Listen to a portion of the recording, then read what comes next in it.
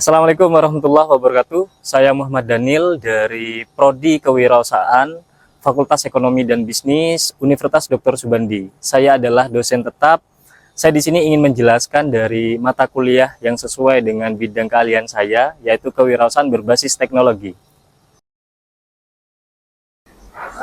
Mata kuliah ini ditujukan kepada mahasiswa kewirausahaan semester 5 dan kode mata kuliah ini adalah KWU 506 dengan bobot 3 SKS. Jadi mata kuliah ini diselenggarakan selama 16 kali pertemuan dengan rincian 14 kali pertemuan dengan mengisi materi dan 2 kali ujian tengah semester dan ujian akhir semester. Materi pembelajaran pada mata kuliah ini yang pertama adalah memahami dari konsep kewirausahaan dan identifikasi karakteristik wirausaha. Dan yang kedua adalah mengenali dari pengantar teknopreneur bisnis. Dan yang ketiga adalah bagaimana caranya nanti bisa menciptakan sebuah ide bisnis. Dan yang keempat adalah bagaimana caranya mereka menciptakan sebuah bisnis yang efektif. Dan yang kelima adalah manajemen terkait operasional, SDM, dan pemasaran. Dan yang terakhir adalah bagaimana nanti mahasiswa ini bisa membuat sebuah bisnis plan. Ini adalah output dari mata kuliah ini supaya mahasiswa bisa membuat bisnis plan yang bisa diberikan kepada investor ataupun penyandang dana.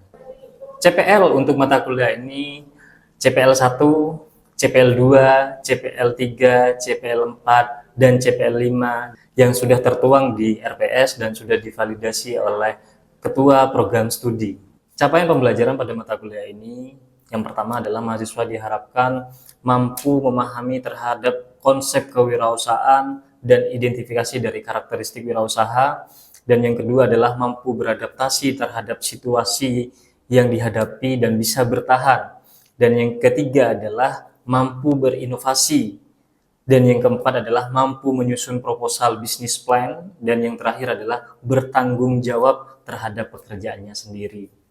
Komponen pada mata kuliah ini, yang pertama ada sistem delivery, yang mana saya memberikan RPS dan materi di Eduvecta sehingga mahasiswa bisa unduh dan bisa pelajari sebagai acuan pembelajaran.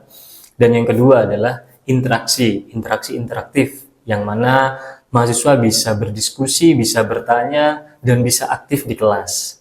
Dan yang ketiga adalah penilaian. Saya menggunakan penilaian yang pertama adalah tugas harian yang saya berikan kepada mahasiswa, termasuk keaktifan dan lain sebagainya, dan juga ada sikap dan ujian tengah semester dan ujian akhir semester. Mahasiswa juga bisa menggunakan referensi pada mata kuliah ini yang relevan. Saya juga memberikan referensi jurnal kepada mereka yang memiliki nilai novelty ataupun pembaruan supaya mereka bisa mengetahui apa sih tren kewirausahaan pada saat ini. Berikut adalah video proses pembelajaran mata kuliah kewirausahaan berbasis teknologi pada pertemuan kedua dengan tema adaptasi terhadap perubahan yang tidak pasti. Assalamualaikum.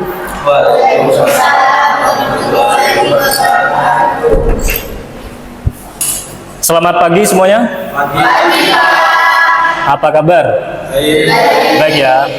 Oke, kita pada hari ini kuliah kewirausahaan berbasis teknologi. Kita pada hari ini pertemuan kedua ya. Kemarin kita sudah pertemuan pertama membahas, masih ingat tema yang kemarin? Ingat.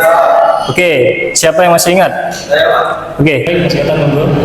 Tentang teman pertama itu memahami konsep kewirausahaan dan mengidentifikasi karakteristik kewirausahaan. Oke, terima kasih Mas Gatan. Untuk indikatornya ada yang masih ingat? Saya, Pak. Oke, Mbak Lutfi.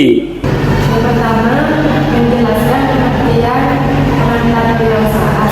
Yang kedua, menjelaskan karakteristik kewirausahaan. Baik, terima kasih Mbak Lutfi. Untuk indikator yang lain, ada yang masih ingat? Saya, Pak. Oke, Mbak Siska, monggo. Yang pertama menjelaskan tujuan wirausaha dan menjelaskan pengembangan ide wirausaha. Baik, terima kasih kepada Mbak Siska ya. Berarti teman-teman masih ingat untuk materi kita yang kemarin. Oke, sebelum kita mulai perkuliahan pada hari ini,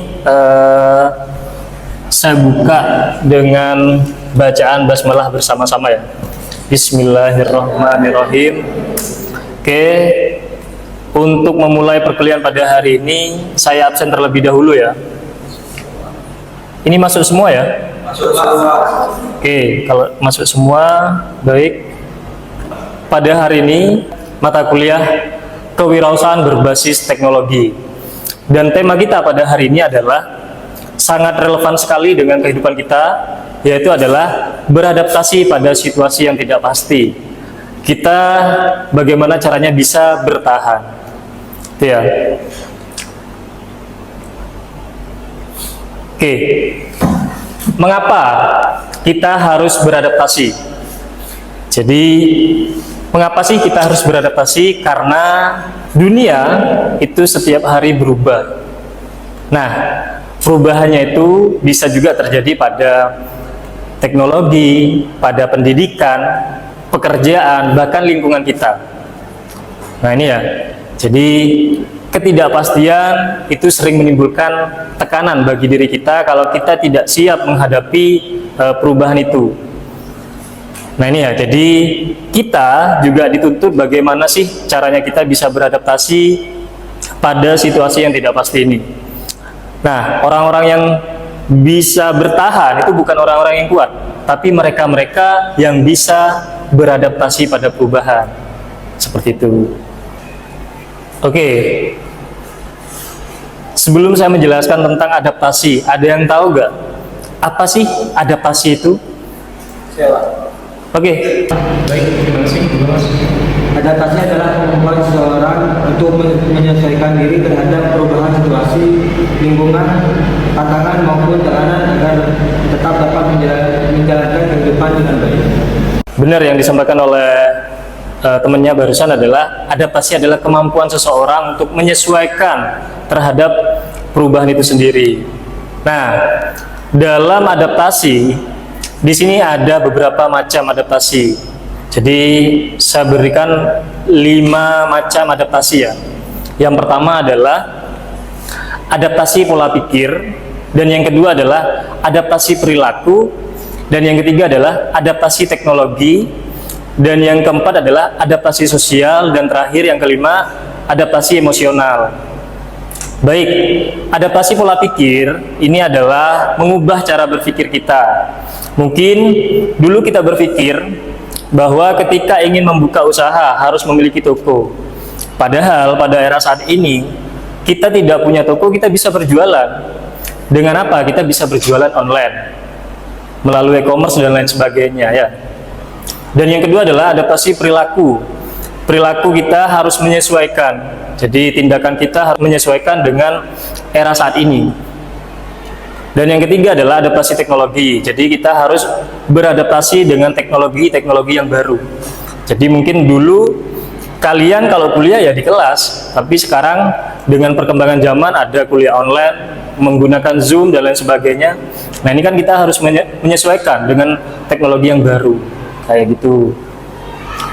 Terus yang keempat adalah adaptasi sosial. Jadi kita bisa menyesuaikan diri kita dengan lingkungan kita. Dan yang terakhir adalah adaptasi emosional. Jadi kita harus mengelola emosi kita dengan baik di lingkungan kita supaya kita bisa diterima di masyarakat dengan baik. Seperti itu. Oke, kita tahu bahwa saat ini kondisi itu tidak pasti, Rek. Jadi bicara tentang perubahan ekonomi, ada yang namanya inflasi dan resesi. Nah, ini juga mempengaruhi dari peluang kerja dan bisnis kita itu sendiri. Dan yang kedua adalah persaingan kerja yang semakin ketat. Kita tahu bahwa setiap tahun lulusan sarjana itu ribuan ya. Jadi bicara tentang pekerjaan sangat kompetitif sekali. Dan yang ketiga adalah perkembangan teknologi digital dan AI. Kalau kita tidak mengikuti perkembangan teknologi, maka kita akan ketinggalan sama mereka-mereka yang sudah adaptasi. Dan yang keempat adalah perubahan sistem pendidikan. Dari metode yang dulu dengan saat ini sangat berbeda sekali. Saat ini sangat fleksibel. Kita harus beradaptasi dengan digital, dan kita harus berpikir kritis dan kreatif. Oke, dan selanjutnya adalah krisis global dan pandemi. Nah, bicara tentang krisis global dan pandemi ini sangat mempengaruhi terkait ekonomi kita itu sendiri. Pada waktu pandemi kita tahu bahwa ekonomi kita semakin turun, dan sekarang mungkin naiknya 5% ya, flat ya. Jadi kita harus lebih inovatif dan lebih kreatif untuk meningkatkan ekonomi kita itu sendiri. Nah, dampak dari ini semua adalah kita bisa mengalami yang namanya overthinking, berpikir negatif ya, terus stres, takut gagal, kehilangan motivasi. Nah, jangan sampai kita mengalami hal-hal ini. Kalau kita ada yang sudah mengalami salah satu ini, berarti kita coba kita belajar kembali, evaluasi dulu apa sih yang perlu kita evaluasi dalam diri kita. Oke, nah dalam perubahan itu sendiri, mahasiswa dituntut, kita semua ya dituntut untuk menjadi orang-orang yang tangguh untuk menghadapi ketidakpastian itu. Nah ini ya, jadi mental tangguh itu adalah kemampuan seseorang untuk kuat, optimis, dan bisa menghadapi sebuah tekanan. Di sini sudah ditulis bahwa ciri-ciri mental tangguh itu juga ada tidak mudah panik. Kita lebih kepada problem solving ya, katanya Mbak Dinda, fokus kepada solusinya. Dan yang kedua adalah mengendalikan emosi kita. Oke, strategi untuk adaptasi dalam sebuah kehidupan. Ini juga bisa dialami oleh kalian ketika kalian nanti punya bisnis. Kira-kira ada yang punya bisnis nggak di sini? Ada ya? Coba angkat tangan yang ada. Kemarin ikut bazar semua ya? Oke, ada Mas Gatan dan teman-teman semua ya. Nah ini bagus. Kalian sudah memulai bisnis. Jadi dari UMKM ya, dari hal-hal yang kecil, nanti lama-kelamaan juga akan menjadi besar. Kayak gitu. Oke, jadi strategi adaptasi dalam kehidupan. Yang pertama kita harus memiliki mindset growth. Mungkin di sini ada yang bisa menjelaskan apa sih mindset growth itu? Saya. Oke, monggo Mbak Dinda. Growth mindset itu seseorang yang punya pemikiran berkembang untuk kedepannya dan mudah untuk berpikir secara positif dan logis. Oke, baik, terima kasih Mbak Dinda. Benar ya yang disampaikan oleh teman kalian bahwa kita harus memiliki pandangan ke depan, pemikiran yang berkembang, bisa beradaptasi dengan lingkungan. Nah, yang kedua adalah mau belajar dan mengembangkan diri. Jadi, kita bisa menghadapi situasi yang tidak pasti itu dengan kita belajar. Kalian selaku mahasiswa harus selalu belajar. Seperti itu. Dan fleksibel terhadap perubahan. Artinya fleksibel terhadap perubahan ini adalah kita bisa beradaptasi, kita bisa mengelola bagaimana caranya kita bisa menghadapi lingkungan di kampus ataupun di rumah kita. Dan yang keempat adalah membangun relasi positif. Nah, saya yakin untuk kalian prodi kewirausahaan sudah membangun relasi positif dengan teman-teman kalian, mungkin bergabung dengan organisasi Himawira, UKM kewirausahaan. Jadi kalian di sana membahas tentang bagaimana caranya membangun usaha. Dan yang kelima adalah berani keluar dari zona nyaman. Jadi ini adalah evaluasi ya, renungan diri. Kalau semisal teman-teman mahasiswa di sini mungkin yang selama ini merasa di rumah saja tidak ngapa-ngapain. Nah, ini perlu keluar dari zona nyaman untuk harus lebih semangat dan lebih belajar. Kayak gitu. Oke, lanjut. Langkah-langkah bertahan dalam kondisi tidak pasti ini. Jadi tetap tenang dan tidak panik ya. Jadi kita fokus pada penyelesaian problem solving ya. Dan yang kedua adalah fokus pada hal-hal yang bisa kita kendalikan. Nah, bicara tentang fokus pada hal yang kita bisa kendalikan adalah saya memberikan contoh mungkin pada suatu negara ya. Yang terjadi pada hari ini kan memang rupiah melemah ya. Jadi kalau bicara tentang faktor internal dan faktor eksternal, ada faktor eksternal yang tidak bisa kita kendalikan. Salah satunya seperti perang kemarin. Ini kan tidak bisa kita kendalikan kan?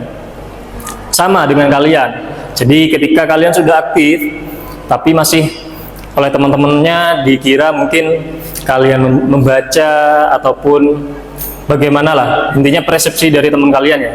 Jadi persepsi itu kan tidak bisa kita kendalikan. Jadi itu tergantung dari orang lain. Nah itu tidak bisa kita kendalikan. Jadi kita fokus pada sesuatu yang bisa kita kendalikan. Ini ya. Dan yang ketiga adalah menyiapkan rencana cadangan, second land ya, ataupun opsi kedua. Yang keempat adalah menjaga kesehatan mental dan fisik ya, mungkin dengan cara kita berolahraga atau membaca buku dan lain sebagainya. Dan yang terakhir adalah memiliki tujuan yang jelas, artinya terarah. Kalau kita tidak punya tujuan, kita tidak punya target, maka semuanya juga akan sulit untuk tercapai. Seperti itu.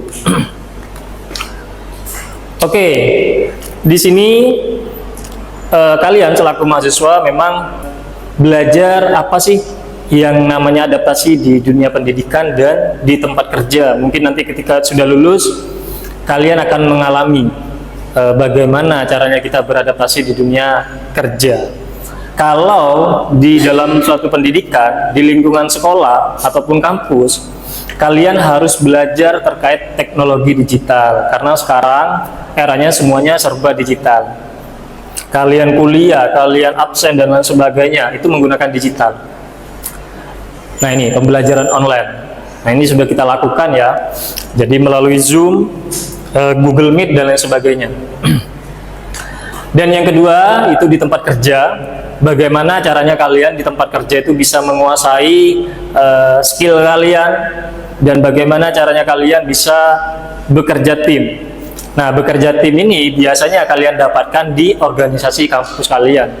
Jadi kalau kalian di kampus sudah pernah ikut organisasi, nah ini, jadi kita mungkin sudah pernah dan punya pengalaman bagaimana caranya kita kerja dengan teman kita, kerja tim.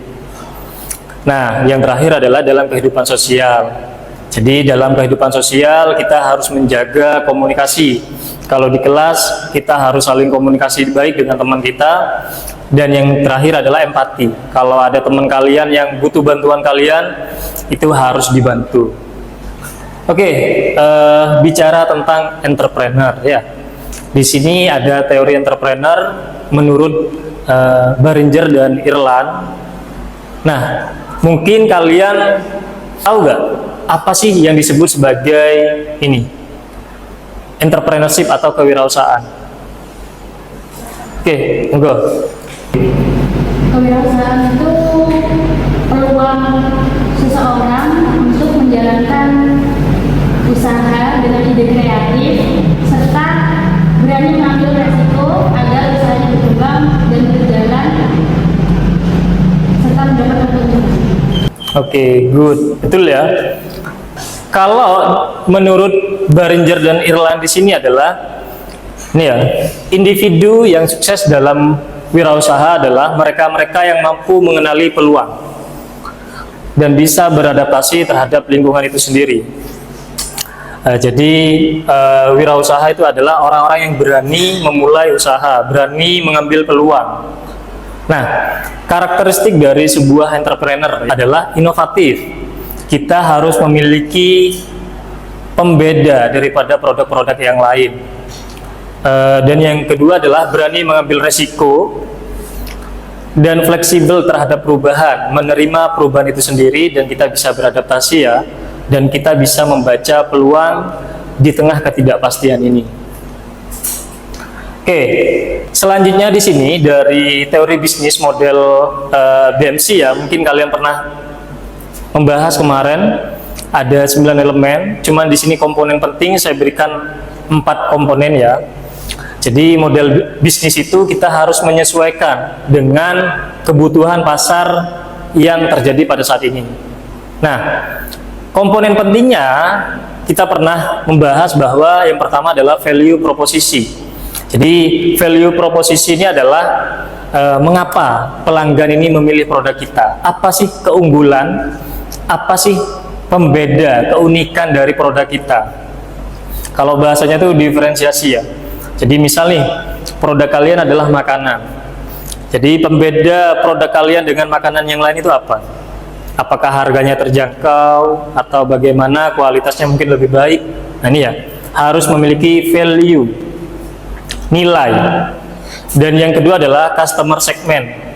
Siapa yang akan membeli produk kalian? Customer kalian itu siapa? Target customer kalian siapa? Apakah mahasiswa kah? Apakah umum? Seperti itu ya. Dan yang ketiga adalah revenue stream. Jadi dari mana pendapatan itu kita dapatkan? Uang masuknya itu dari mana? Dari produk-produk yang kita buat ya. Dan yang keempat adalah key activities. Apa saja aktivitas penting dalam bisnis kita. Nah ini ya, dari 4 komponen ini perlu kita perhatikan supaya bisnis kita bisa berjalan. Baik, teori manajemen pemasaran menurut Kotler. Sudah pernah baca Kotler ya? Sudah. Oke, good. Nah, di sini menurut Kotler itu bahwa perusahaan harus paham terhadap perubahan perilaku konsumen. Jadi bagaimana strateginya? Nah ini kita harus paham dulu. Jadi kebutuhan pasar. Apa sih yang dibutuhkan oleh pelanggan kita? Jadi kita harus tahu, meriset lapangan terlebih dahulu sehingga kita tahu apa sih yang dibutuhkan oleh masyarakat. Dan yang kedua adalah inovasi produk itu sendiri, pembeda ya, diferensiasi, keunggulan dari produk kalian. Dan yang ketiga adalah komunikasi kalian, menjaga hubungan dengan pelanggan, after sales service. Jadi setelah produk diberikan kepada orang lain, kita memberikan pelayanan yang baik. Mungkin terkait nanti ada kerusakan atau bagaimana, kalau digital ya, itu kita bisa memberikan garansi kepada orang lain. Dan yang terakhir, keempat adalah pemanfaatan teknologi digital. Jadi kita tahu bahwa pemasaran secara online itu lebih efektif untuk saat ini. Karena kita bangun tidur, mau tidur, itu yang dipegang adalah HP. Jadi itu adalah cara kita melakukan penjualan yang sangat efektif. Itu ya. Oke, baik. Teori internasional labor organisasi. Jadi menurut ILO di sini ya, jadi menekankan pentingnya kemampuan menghasilkan ide bisnis dan meningkatkan usaha untuk berkelanjutan. Jadi menurut ILO di sini bahwa usaha yang berkelanjutan ini harus menggunakan ide inovatif dan bisa beradaptasi. Kayak gitu. Nah, langkahnya bagaimana? Jadi kita harus mengenali peluang, melihat kesempatan bisnis yang dibutuhkan oleh pasar. Dan yang kedua adalah mengembangkan kreativitas kita, yaitu adalah menciptakan ide dan inovasi baru. Yang ketiga adalah mengelola risiko. Jadi risiko dalam usaha itu pasti.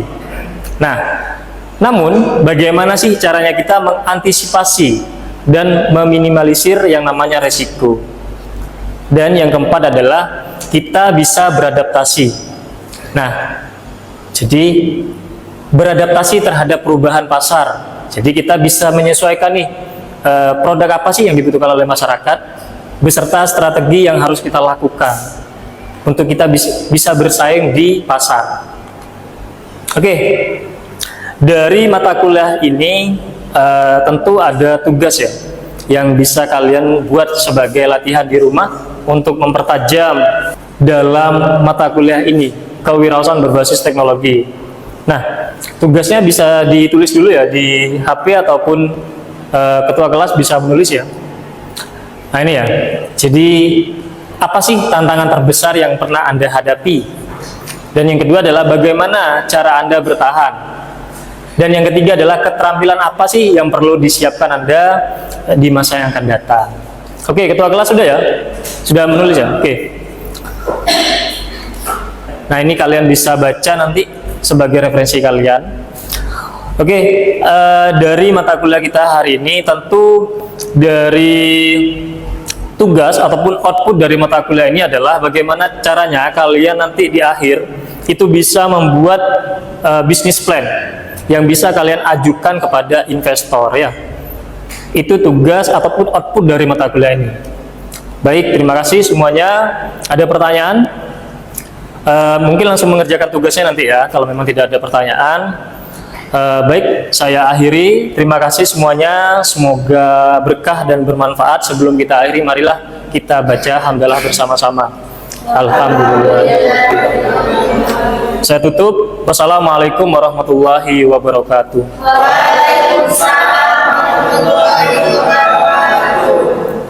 Berikut merupakan proses pembelajaran dari mata kuliah kewirausahaan berbasis teknologi.